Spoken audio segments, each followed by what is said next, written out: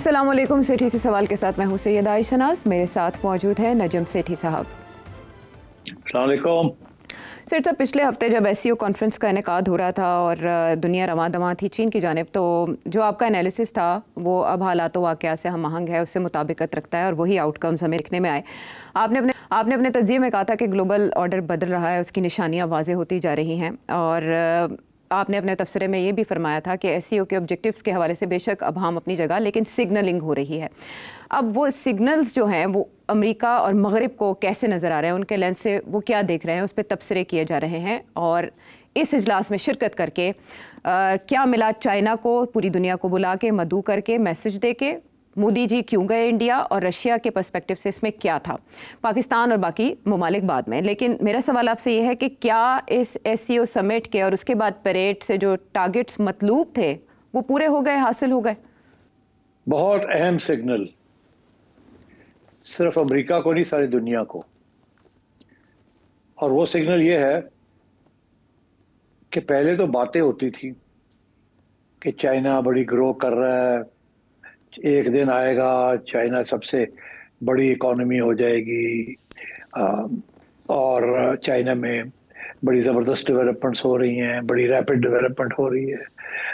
इस किस्म की बातें होती थी कि चाइना इस वक्त हालांकि उसकी जो मईशत है वो अमेरिका की मईशत से बहुत कम है, मगर फिर भी ये कि अभी जल्दी एक दिन आएगा चाइना एक ग्रेट पावर बन जाएगा, ये बातें होती थी।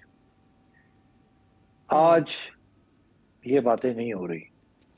आज ये बात हो रही है कि चाइना एक ग्रेट पावर बन गया है। अब वो खत्म हो गई बात कि बनेगा, चाइना बन गया है। चाइना इसलिए बन गया है कि उसने दो तीन चीजें नुमाया कर दी हैं। एक ये कि उसकी जो मिलिट्री माइट है वो अब अमेरिका से कोई कम नहीं है। जिस किस्म की वो परेड हुई है और जहां जिस किस्म के उन्होंने हथियार दिखाए हैं और जिस किस्म की वो एडवांस टेक्नोलॉजी के बेस के ऊपर वो बने हैं और कितनी उनकी रीच है, ये नहीं कि सिर्फ एशिया तक या साउथ चाइना सी तक या ताइवान तक। उनकी जो रीच है, जो उनकी हाइपरसोनिक मिसाइल्स हैं और लेजर गाइडेड वेपन्स हैं, they are now in space and over 20,000 kilometres वो स्ट्राइक कर सकते हैं। और इसलिए डेमोन्स्ट्रेट कर दिया है चाइना ने कि जहां तक मिलिट्री माइट है वो अब अमेरिका से कम नहीं है। तो ये पहली दफा ये इस बात का एहसास हुआ है। पहले ये था कि अमेरिका बहुत आगे है, वेस्ट बहुत आगे है, चाइना जो है वो बहुत पीछे है। मगर दो तीन चीजें ऐसी हुई हैं जिसके साथ चाइना ने डेमोन्स्ट्रेट कर दिया, दिखा दिया है कि उनकी मिलिट्री माइट जो है वो बहुत एडवांस्ड है और जो लोग तवक्को कर रहे थे वो गलत था। सबसे पहला इशारा तो पाकिस्तान के जरिए चाइना ने किया, और ये तो अब डोनाल्ड ट्रंप भी मानता है। कभी कहता है 5 जहाज गिराए, कभी कहता है 7 गिरा दिए। और वो एक चाइनीज टेक्नोलॉजी, चाइनीज असिस्टेंस और चाइनीज ट्रेनिंग के एक साथ मिलके ये हुआ कि इतनी एडवांस टेक्नोलॉजी वेस्ट की जो कि राफेल में थी और जो इंडिया के पास थी वेस्टर्न प्लस इजरायली टेक्नोलॉजी, उसको डिफीट किया। तो पहला तो ये निशान था। उसके बाद ये परेड के अंदर जो उन्होंने हथियार दिखाए, दे आर इनक्रेडिबल। अभी तो सारी दुनिया लगी हुई है उन्हीं के ऊपर बात करने के लिए कि ऐसी ऐसी चीज उन्होंने दिखाई है कि सोचा भी नहीं जा सकता था कि उनके पास ऐसे हथियार हैं या इतनी हाई डेवलपमेंट कर दी है। दूसरी चीज ये कि एआई, आर्टिफिशियल इंटेलिजेंस, रोबोटिक्स, ये भी डेमोन्स्ट्रेट किया। दिस इज दुनिया को तवक्को ये नहीं कर रही थी जी। तो एक तरफ तो उन्होंने अपनी मिलिट्री माइट जो है ना वो दिखा दी है, और दूसरी तरफ उन्होंने ये दिखाया है कि सवाए वेस्टर्न लीडर्स के बाकी सारी दुनिया जो है वो अब ग्रेविटेट कर रही है टुवर्ड्स चाइना। चाइना को तस्लीम कर रही है as the leader of the global south. Multi power polar जो रियासत, ग्लोबल रियासत है वो बन गई है। अब सिर्फ अमेरिका की रियासत नहीं है, सोल सुपर पावर नहीं है। चाइना ने डेमोन्स्ट्रेट कर दिया है कि politically, diplomatically and militarily and economically China is now another super power. और वो सुपर पावर जो है उसने सब लोगों को इकट्ठा कर लिया है और सबके साथ हाथ मिला लिए, यहां तक कि वो इंडिया जो कि अमेरिकन कैंप में है, इंडिया भी अमेरिकन कैंप को छोड़ के और एससीओ पे पहुंच गया क्योंकि इसको इग्नोर नहीं कर सकता। तो ये सूरत हाल है। तो चाइना ने बहुत बड़ी एक मैसेज दी है। अब यही डोनाल्ड ट्रंप और बाकी सारा यूरोप जो है इसको लेके बैठ के स्टडी करेगा कि इसका मतलब क्या है, क्योंकि अब वो जो इजारादारी थी, जो मोनोपोली थी वेस्ट की over economics and military might, वो अब खत्म हो गई है और खत्म होने जा रही है। तो that is the first important signal जो चाइना ने दिया है। ओके सेठी साहब, लेकिन आपने कहा भारत वहां पहुंच गया है, आपको नहीं लगता कि भारत आधा पहुंचा है? स्पेशली जो मैसेजिंग भारत के पर्सपेक्टिव से हुई कि अपने सोशल मीडिया पर उन्होंने अपनी तस्वीर तो शेयर की शी जिनपिंग और व्लादिमीर पुतिन के साथ, but at the same time वो परेड में मौजूद नहीं थे, जयशंकर उनके हमरा नहीं गए, और फर्स्ट टाइम ऐसे हुआ है कि वो डेलीगेशन में नहीं थे। नासाजी तबीयत वजह बताई जा रही है बेशक, बट भारत इस एससीओ में शिरकत के बाद खड़ा कहाँ है? वो तो ग्लोबल नॉर्थ को भी नहीं छोड़ पा रहा, और इसके बाद क्या वो मुकम्मल तौर पर इस कैंप में आ जाएगा? आप सही कह रही हैं। मेरा ख्याल है भारत इस वक्त इतनी फॉरेन पॉलिसी कंफ्यूजन का शिकार है कि उन्हें खुद समझ नहीं आ रही कि वो आ रहे हैं, जा रहे हैं, कहाँ खड़े हैं, कहाँ जाना है। एक तरफ वो अमेरिका के कैंप में है, तजारत भी अमेरिका के साथ है और वहां से सरप्लस भी आता है।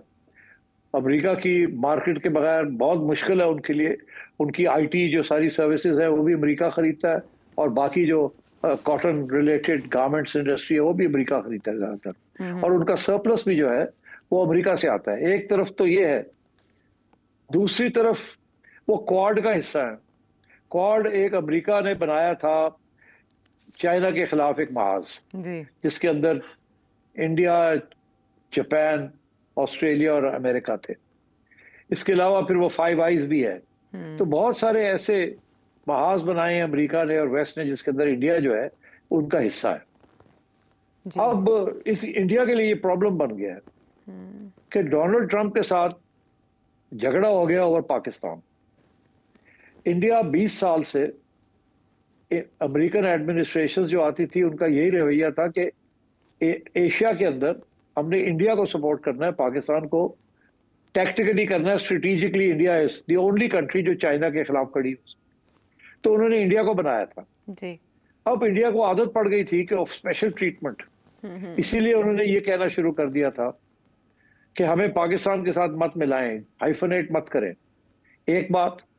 दूसरी बात, उन्होंने ये कहनी शुरू कर दी थी कि we are a great power, हम बड़ी ग्रेट सिविलाइजेशन है, हिंदू सिविलाइजेशन है।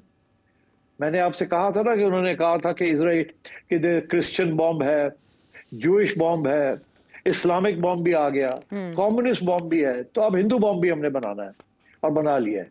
तो वो एक सिविलाइजेशनल अप्रोच ले रहे थे। उनका ख्याल था कि अब इसके बेसिस के ऊपर वो भी एक ग्रेट पावर, उनकी भी वही हैसियत हो जाएगी। और उन्हें स्पेशली फख्र था अपनी मईशत के ऊपर, क्योंकि उनकी मईशत काफी तेजी के साथ बढ़ रही है। तो इंडिया अब कह रहा है कि जी हम 4th largest economy in the world है, पॉपुलेशन भी हमारी बहुत बड़ी है, तो we should be considered like a great power. मगर वो है नहीं। अभी मैं देख रहा था तबसरे जो इंडिया में हो रहे हैं वो अब ग्रेट पावर से हट के आ गए मेजर पावर। जहां मसला उनके लिए अब ये बन गया है कि जो ग्रेट पावर अमेरिका है वो समझता है कि ये ग्रेट पावर नहीं बन सकते, और हमारे अंडे हमने अपने इंडिया के अंदर बास्केट के अंदर नहीं रखने।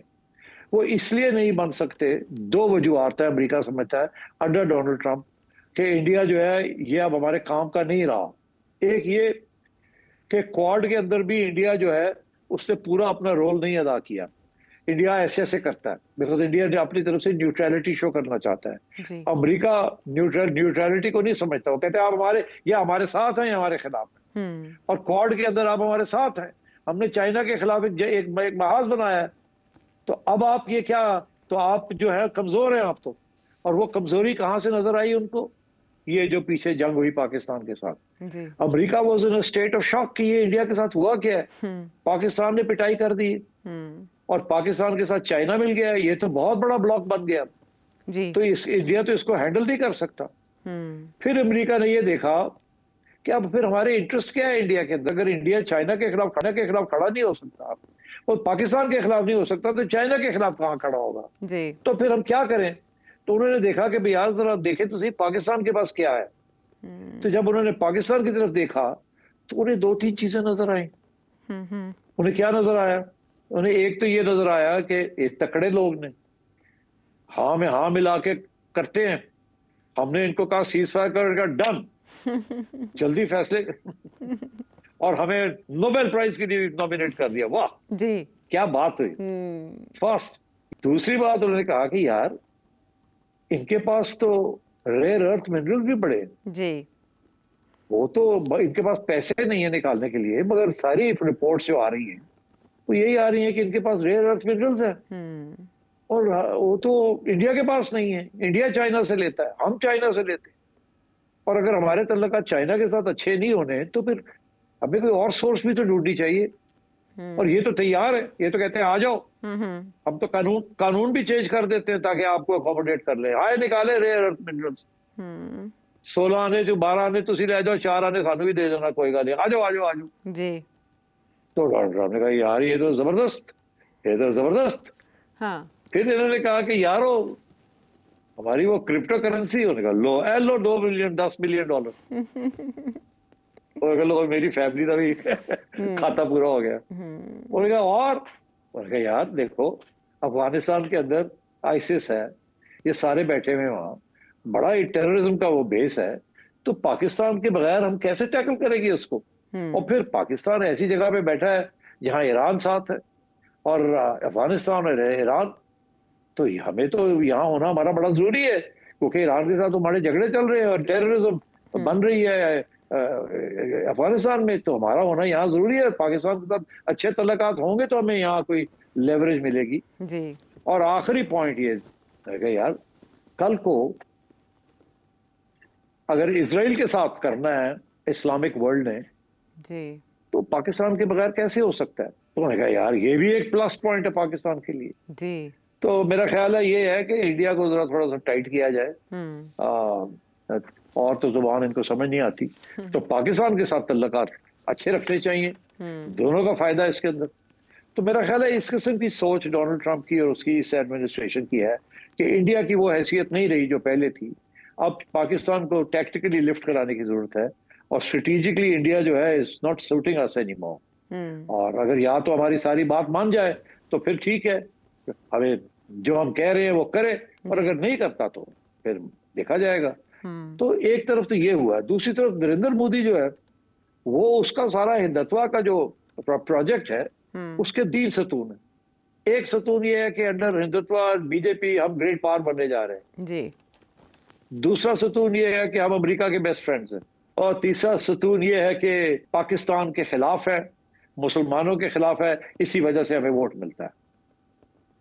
ठीक है, अब तीनों सतून जो है वो खतरे में आ गए जी। खतरे में आ गए बिकॉज वो एक्सपोज हो गया है नरेंद्र मोदी। अमेरिका उसका दोस्त नहीं रहा उस तरीके के साथ, ग्रेट पावर वो बनने से रहे, वो तो अब कोई चांस ही नहीं है। चाइना ने डेमोन्स्ट्रेट कर दिया कि ग्रेट पावर होता क्या है। तो और पाकिस्तान ने डिफीट कर दिया है जंग के अंदर, और कोई इम्कान नहीं है कि अगर इंडिया फिर कुछ करने की कोशिश करेगा तो फिर भी इसी किस्म का जवाब मिलेगा, क्योंकि पाकिस्तान अब अकेला नहीं है, चाइना के उसके साथ है, इट्स वन, एक ही समझे आप फॉर मिलिट्री पर्पसेस। तो इसलिए इंडिया ने भी ये सोचा कि यार इस वक्त तो हमने अपनी फॉरेन पॉलिसी की सोचना पड़ेगा, डोमेस्टिक पॉलिसी सोचनी पड़ेगी। और तीसरी बात ये है कि फिर अमेरिका को भी कुछ ना कुछ तो सिग्नल जाना चाहिए ना कि भाई ऐसी तो नहीं है कि आप हमें एक पुश ओवर धक्का दें तो हम चढ़ जाए। हम आपके गुलाम तो नहीं है, हम तो बहुत बड़े अभी भी ग्रेट पावर नहीं है, तो बिग पावर तो है, मेजर पावर तो है। चलो फिर हम भी जरा चाइना के साथ जाके बैठते हैं, थोड़ा अमेरिका को थोड़ी घबराहट तो होगी कि हम भी उठ के चले गए चाइना के उधर चले गए। तो इसलिए फिर ये इन्होंने ये फैसला किया कि चाइना के साथ कुछ थोड़ा बहुत किस मेकअप करना चाहिए, और ताकि ये बैलेंसिंग एक्ट हम कर सकें। अब पाकिस्तान तो मास्टर है इस बैलेंसिंग एक्ट का, इसको पता ही है आपको। अब इंडिया की भी यही कोशिश है कि किसी तरीके के साथ कोई बैलेंसिंग एक्ट किया जाए, ताकि अमेरिका जो है वो भी रहे और हम एससीओ का हिस्सा भी रहे। अच्छा, इसमें जो एडवांटेज थोड़ा सा मिला नरेंद्र मोदी को, वो ये है कि रशिया भी ये चाहता है कि, और चाइना भी ये चाहता है कि इंडिया जो है अमेरिका से दूर हो और एससीओ में आए। और अगर वो एससीओ में आ जाता है तो उसका ये मतलब है कि वो चाइना की लीडरशिप को एक्सेप्ट करता है। बिकॉज चाइना का जो मॉडल है वो ये है कि ग्लोबली मल्टीलैटरलिज्म होनी चाहिए, मल्टीपोलैरिटी होनी चाहिए जी। मगर एशिया के अंदर एक ही ग्रेट पावर है, दो ग्रेट पावर एशिया में नहीं हो सकते। आप समझ रहे हैं जी। तो इसलिए आई थिंक इंडिया के लिए ये प्रॉब्लम बना है कि अब वो उसकी हैसियत क्या होगी। ना वो ग्रेट पावर है, ना वो एशिया के अंदर ग्रेट पावर बन सकता है। ग्लोबल तो छोड़ ही दे, यहाँ तो चाइना बैठा है जी। और सारी दुनिया ने जाके और चाइना को तस्लीम कर लिया है, सारे सेंट्रल एशिया ने तस्लीम कर लिया है, मिडिल ईस्ट ने तस्लीम कर लिया है, लैटिन अमेरिका तस्लीम करने जा रहा है। तो ये इतना बड़ा जो चाइना ने ये जो कदम उठाया है और डेमोन्स्ट्रेट किया है, इसके साथ सारे जो इक्वेशंस थे पुराने वो सारे तब्दील हो गए। और इस वक्त जिनको कहते हैं ना पसूड़ी पई यूरोप और अमेरिका इसके, अब आगे अब क्या होगा, नया वर्ल्ड ऑर्डर जो है वो कैसे बनेगा और कैसे चलेगा। इससे मगरिब तो खासा खौफ महसूस कर रहा है, लेकिन इंडिया को अगर हम देखें तो एससीओ के मुकम्मल इत्तेहाद के रास्ते में सबसे बड़ी रुकावट आज तक साबित हुआ है, वो चाहे यूक्रेन जंग का मामला हो और चाहे इसराइल ईरान तनाज़ा हो। उसके बाद अब हमने इस सेशन के मौके पे भी देखा कि जब मेंबरशिप की बात अजरबैजान और आर्मेनिया की हुई तो पाकिस्तान और इंडिया दोनों अलग अलग पेजेस पे थे। आपने कहा कि रशिया और चाइना दोनों चाहते हैं कि अमेरिका से भारत दूर हो जाए, लेकिन चाइना ये चाहता है कि भारत और पाकिस्तान भी अपने इख्तलाफात का खात्मा करें। और एससीओ से हम सब ये तवक्को लगा के बैठे थे कि मिनिमम हैंडशेक हो जाएगा, लेकिन वो भी नहीं हो सका। फिर उसके बाद वो परेड में शिरकत किए बगैर यहां से निकल लिए। जापान का प्रेशर था उनके ऊपर सिफारती, या इन्हें पुराने जख्म इन्हें याद आ रहे थे जिसमें चाइना ने पाकिस्तान का साथ दिया था मई के महीने में। तो सेठी साहब, जब तक एससीओ में इंडिया मौजूद है, आप समझते हैं कि इसके अहदाफ मुश्तरका हो सकेंगे? मुश्तरका तो हो जाएंगे, इंडिया हो या ना हो, बाकी सब एक तरफ हैं। तो आप देखिए ना, इंडिया ने पिछली दफा या कोशिश की थी ना कुछ कि वो जो जॉइंट स्टेटमेंट होता है उसके अंदर अपनी बात करवाई जाए। तो सेठी साहब इस बार आ गया ना, पहलगाम अटैक भी आ गया, तो क्या बैलेंस किया चाइना ने? नहीं, पहलगाम अटैक आया, ये तो पाकिस्तान के ऊपर इल्जाम तो नहीं आया। इसी तरीके के साथ जाफर एक्सप्रेस आ गई है, इंडिया के ऊपर इल्जाम तो नहीं आया। तो इसलिए वो तो पहले भी उन्होंने पहलगाम की बात हुई थी, और टेररिज्म, वो तो सारी ये जो एजेंडा जो है एससीओ का वो तो है ही, ये सिक्योरिटी एंड एंटी टेररिज्म, तो वो तो जिक्र तो आना ही था, मगर इल्जाम नहीं लगाया किसी के ऊपर। तो इसलिए अब दोनों के आ गए ना, वो कहते हैं आप कर रहे हैं, वो कहते हैं आप कर रहे हैं। अच्छा, अब आपका जो सवाल है वो बड़ा इंटरेस्टिंग है कि क्या इसमें कोई पॉजिटिव चीज निकल सकती है कि नहीं निकल सकती पाकिस्तान के लिए या इंडिया पाकिस्तान रिलेशंस के लिए। देखिए, चाइना की और रशिया की तो यही कोशिश होगी, इंडिया और पाकिस्तान के तल्लुकात जो है वो हस्ब मामूल पे आए, नॉर्मलाइजेशन हो, लड़ाई झगड़े बंद हो। मगर मैं ये समझता हूँ ये इंडिया के लिए बड़ा मुश्किल है। इसकी वजह यह है कि सारा हिंदुत्व का जो एजेंडा है, बीजेपी का जो एजेंडा है पहले दिन से, वो इट इज एंटी मुस्लिम जी। और अगर वो एंटी मुस्लिम है तो वो प्रो पाकिस्तान नहीं हो सकता। तो जब तक बीजेपी है ये मुमकिन नहीं है। हाँ, अगर कोई बीजेपी चेंज हो जाए तो फिर ये पॉसिबल हो सकता है, मगर अभी मैं समझता हूँ कि अभी तक तो वो इसी जिद पे लगे हुए हैं कि पहलगाम का जो ये जो ऑपरेशन सिंदूर है ये तो अभी पॉज पे है, इसको आपने खत्म नहीं किया। तो ये तो सबसे पहला कदम तो ये होगा कि ये पॉज को खत्म किया जाए। अब वो कैसे खत्म होगा बड़ा मुश्किल है, मुझे तो नहीं लगता। इसके लिए तो नरेंद्र मोदी को पीछे हटना पड़ेगा और सॉरी करना पड़ेगा और एक्सेप्ट करना पड़ेगा कि इनकी फॉरेन पॉलिसी गलत रही, ये फैसला गलत था, और नई सोच करनी पड़ेगी। मगर उस सोच के लिए शायद Narendra Modi is not up to the job. या हो सकता है कि इनको किसी को सैक्रिफाइस करना पड़े, कुर्बानी देनी पड़े, अजीत दोवल की कुर्बानी देनी पड़े या जयशंकर की कुर्बानी देनी पड़े, क्योंकि नरेंद्र मोदी अपनी कुर्बानी तो नहीं देगा, और अगर कुर्बानी के बगैर वो रुख चेंज नहीं कर सकता।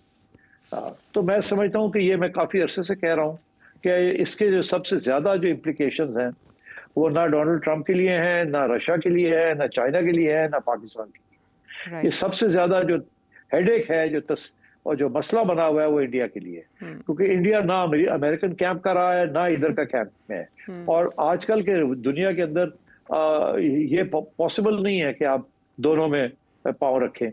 जो पुराने जमाने में 50s और 60s में नॉन अलाइंड का जो इशू था, अब तो नॉन अलाइनमेंट खत्म हो गई।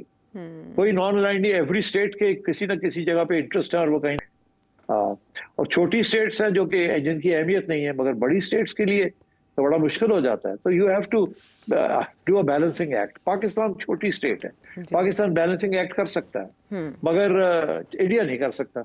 पाकिस्तान अपने बारे में ये नहीं समझता कि मैं ग्रेट पावर हूँ, वो कहता है असि इत्थे भी बैठे हैं, मगर इंडिया तो कहता है हम यहाँ बैठे, हम किसी की कश्ती में नहीं बैठे, हम तो यहाँ बैठे। हाँ, असि चौधरी तो वो पाकिस्तान तो कहता है लो जी असि इत्थे भी बैठे इत्थे भी सलाम करने, उथे भी सलाम करने। ठीक है ना। हाँ। तो इंडिया के लिए प्रॉब्लम है। तो अब क्या करेगा? अब इनको अपनी नई फॉरेन पॉलिसी सोचनी पड़ेगी। क्वाड जो है ना, डोनाल्ड ट्रंप का कोई इंटरेस्ट नहीं है क्वाड में। क्वाड बनी थी पंगा लेने के लिए चाइना के साथ जी, ताइवान। इसीलिए अभी भी वहां इन्होंने अपनी गन बोट्स और इनकी अपनी नेवी से भी वहां रखी हुई। मगर China is not going to go to war with anyone. China के बड़ा पेशेंस है, उन्होंने दिखा दिया कि अगर जरूरत पड़ी तो वी कैन, बट उनका तो ये है कि ये पीसफुल कोएग्जिस्टेंस होनी चाहिए और सिक्योरिटी जो है वो मुश्तरका होनी चाहिए, अलग अलग नहीं होनी चाहिए और आपस में लड़ाई झगड़े नहीं होने चाहिए। तो इसलिए अभी इंडिया तो इस फलसफे को नहीं मानता ना, वो तो पाकिस्तान के साथ लड़ाई झगड़ा करना चाहता। ठीक है, और पाकिस्तान के साथ लड़ाई झगड़े के लिए सीओ समिट से भी बहुत कुछ मिला और उसके बाद परेड से भी बहुत कुछ मिला, जिसपे तबसरे हो रहे हैं भारत में। और क्यों, एक ब्रेक के बाद।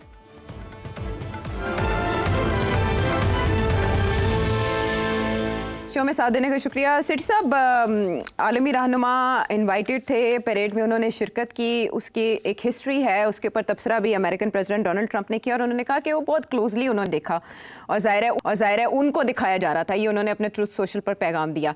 लेकिन एक और चीज़ जिसने सबको हैरान किया और आपने उस पर तबसरा भी कर दिया कि पाकिस्तान यहाँ भी हो सकता है, वहाँ भी हो सकता है, इधर भी और उधर भी जलवे।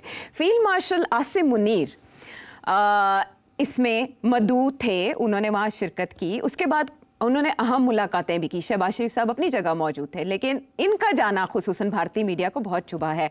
क्या समझते हैं आप, ये गैर मामूली था उनका विजिट चाइना का? जी हाँ, गैर मामूली था। चले, ये तो है मामलात के। अभी एससीओ के बटन से और भी बहुत कुछ निकलेगा, बहुत सी हेडलाइंस बनेंगी, क्योंकि अमेरिकन प्रेसिडेंट डोनाल्ड ट्रंप ने भी इसको क्लोजली देखा। मगरिब के तबसरे, फिनलैंड के प्रेसिडेंट के तबसरे भी सामने आए हैं कि मगरिब के लिए इत्तेहाद बना है।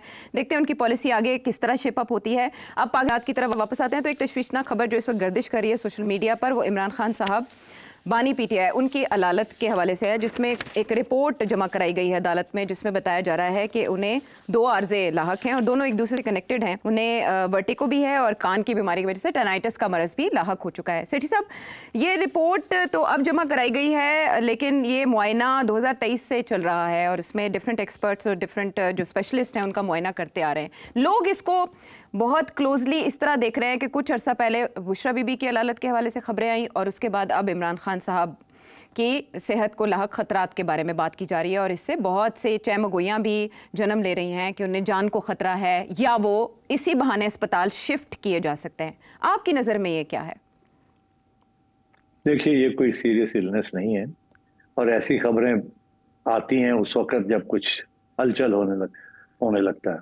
आपको याद होगा कि मियां नवाज शरीफ के बारे में भी बहुत सी खबरें, बहुत सी रिपोर्टें हुई, फिर उसके बाद वो बाहर चले गए और मेरा ख्याल है कि आप लोग भूल जाते हैं मैं जब कुछ इशारे करता हूँ। मेरा ख्याल है कि तैयारी हो रही है, सूनर और लेटर वो बनी गाला जाएंगे, मियां बीवी दोनों।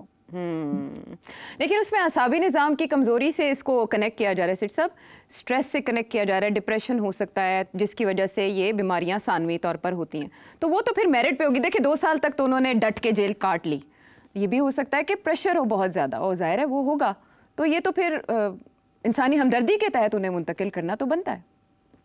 देखिए ना, जो जाता है वो आके कहता है तकड़े हैं, मतलब फर्स्ट क्लास, तो एकदम वो तकड़े कहाँ गए जी। तो ये तो ऐसी कोई बात नहीं है। अगर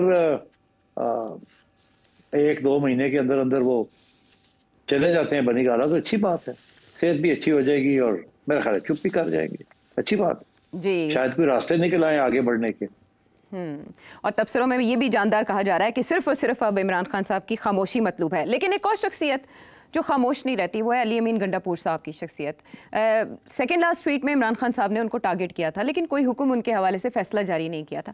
अब अली अमीन गंडापुर साहब ने आउट ऑफ नोवेयर अपनी पार्टी से हटके और अपनी जो दूसरी पार्टीज़ हैं, पॉलिटिकल पार्टीज़, उनके नैरेटिव से, स्टांस से हटके कालाबाग डैम की हिमायत कर ली है, जिसको काफ़ी शक की निगाह से देखा जा रहा है कि ये तो खुलेआम वो इस मौक़िफ़ है जो इस्टेब्लिशमेंट का रहा है। तो अली अमीन गंडापुर साहब अब खुलकर बैटिंग कर रहे हैं। जी हाँ, खुल के बैटिंग कर रहे हैं। अब वो सामने आ गए हैं ना कि अली अमीन गंडापुर इसलिए अभी तक चीफ मिनिस्टर हैं क्योंकि उनके राब्ते हैं इस्टेब्लिशमेंट के साथ। सीधी सी बात। अब तो वो खुल के कह रहे हैं कि मैं रोल भी अदा करना चाहता हूँ, मैं कर भी सकता हूँ, और and so on and so fourth. तो ये पहले शक शुबात थे, अब वो सामने बात आ गई। और देखिए, उन्हें पता है इस बात का, रियलिस्टिकली स्पीकिंग, कि आप इतनी सेंसिटिव प्रोविंस के अंदर you can not have an anti establishment chief minister. ये पॉसिबल नहीं है। वो बहुत से सीरियस इश्यूज हैं वहाँ। सो वहाँ या तो कॉम्प्रोमाइज करनी पड़ेगी। अब वो इमरान खान, मेरा ख्याल है वो भी, उनको भी इस बात का एहसास है। ये नहीं है कि जी वो मिलेंगे तो होगा और नहीं होगा। खान आज चाहे तो उसको रिमूव कर सकता है, वन वर्ड फ्रॉम खान के रिमूव गंडापुर। मगर खान नहीं कर रहा ना, तो खान को भी पता है कि इनका एक रोल है और गंडापुर वो रोल अदा कर रहे हैं। बाकी पार्टी को नहीं पता। बाकी पार्टी तो कोई इधर खींचता है, कोई उधर खींचता है। वहाँ ईगो प्रॉब्लम्स भी हैं, पॉलिसी इश्यूज भी हैं। मगर मेरी ये यकीन है कि गंडापुर और इमरान खान एक ही सफ़े पे हैं। और नए सूबों के हक में बयान देना या सदारती निज़ाम की हिमायत में बोलना, ये तो इस्टेब्लिशमेंट की पिच पर खेलना, ये अपने बचाव के लिए, अपनी सर्वाइवल के लिए है। जी हाँ, बिल्कुल, टोटली अपनी सर्वाइवल के लिए है। इस्टेब्लिशमेंट को एहसास दिलाना कि देखिए मैं तो यहाँ तक जाने के लिए तैयार हूँ, आई एम योर मैन। और इस तरह से कुर्सी बचा पाएंगे। देखिए ना, ये कालाबाग डैम कहने का तो तुक ही कोई नहीं था ना। इसकी तो डिबेट ही नहीं है, बहस ही नहीं है जी। इतना बड़ा कदम उठा लिया उन्होंने, इतनी बड़ी बात कर दी है, तो इसका ये मतलब है कि ही is in the right cap. Yes, और वो अपनी बातों से, अपने बयानात से हलचल किसी भी वक्त मचाने की पोजीशन में है। उनके इस बयान के बाद से डिफरेंट पॉलिटिकल पार्टीज की जानिब से उन्हें टारगेट किया जा रहा है। लेकिन once again he is in the news. वापस आते प्रोग्राम में हम एक ब्रेक के बाद।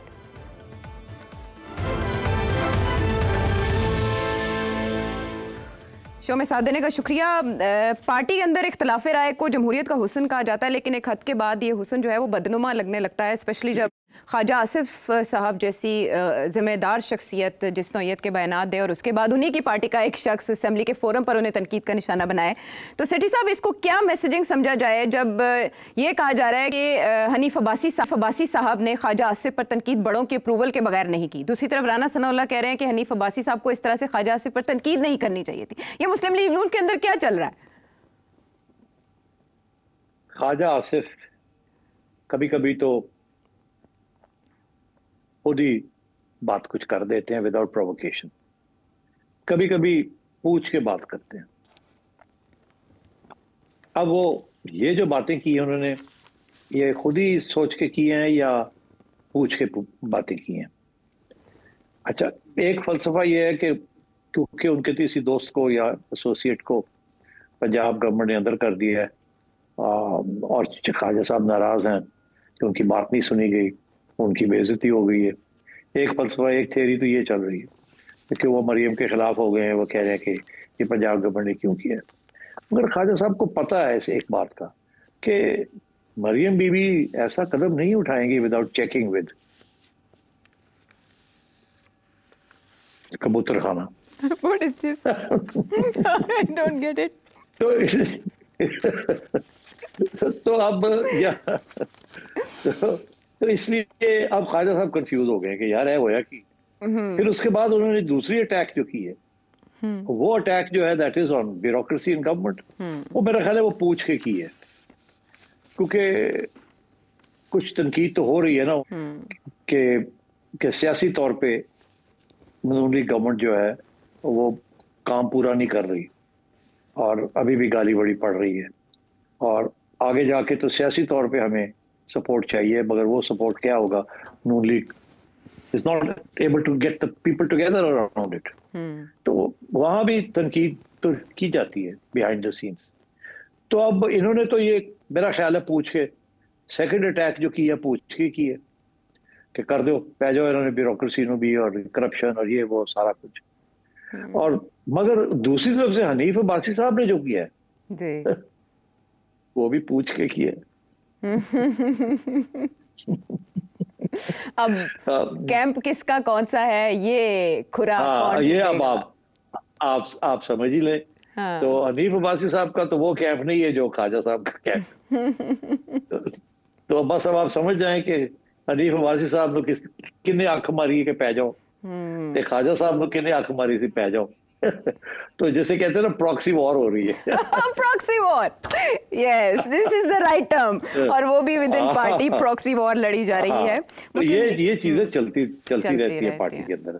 हाँ, तो आप देखें ना कि उन्होंने कहा जी तो तकलीफ हो रही तो रिजाइन करें फ्रॉम द मिनिस्टरशिप। कहाँ रिजाइन करेंगे, मगर ये है कि उनको साथ नहीं लेके गए प्राइम मिनिस्टर साहब। हालांकि डिफेंस मिनिस्टर अगर आर्मी चीफ जा रहे हैं, फील्ड मार्शल जा रहे हैं, तो शायद डिफेंस मिनिस्टर पे जाना भी बनता था। तो उनको भी सिर्फ अब्बासी साहब का पैगाम नहीं, किसी और भी एक पैगाम है ये वाला। मिलिट्री परेड में जाना बनता था क्योंकि इसहाक डार साहब भी वैसे गए वजीर आजम के हमरा, तो फील्ड मार्शल के हमरा ख्वाजा आसिफ जा सकते थे मगर नहीं लेके गए। तो ख्वाजा साहब को भी पैगाम दिया है तो उधर तो ये इस किस्म की चीजें चल रही हैं। I don't think you should take it seriously. Khawaja Sahab कहीं नहीं जाएंगे, यहीं रहेंगे, लगे रहेंगे, कभी इधर कभी उधर वो लगे रहेंगे। और आपका मीडिया जो है उनके बगैर जिंदा नहीं रह सकता। दो लोग हैं जिनके बगैर पाकिस्तान का मीडिया जिंदा नहीं रह सकता। कौन? चले आप बताएं वो कौन से हैं? मुझे तो पहले शेख रशीद और फैसल वावडा साहब लगते थे, लेकिन अब इमरान खान साहब हैं और नहीं मैं नून लीग के अंदर की बात कर रहा हूँ। अच्छा, नून लीग के अंदर मरियम नवाज और राना सनाउल्लाह। एक ख्वाजा आसिफ और एक राना सनाउल्लाह। मरियम तो नहीं आती ना, इंटरव्यूज नहीं देती ना।